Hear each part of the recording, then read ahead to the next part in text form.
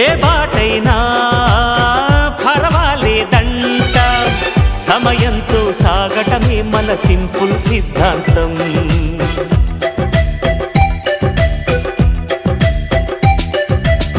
చిరుగాలికి పరిమళమిచ్చే సిరిమల్లెల వనమై ఉందాం, గగనాన్ని నేలను కలిపే హరివిల్లుల వంతెన అవుదాం.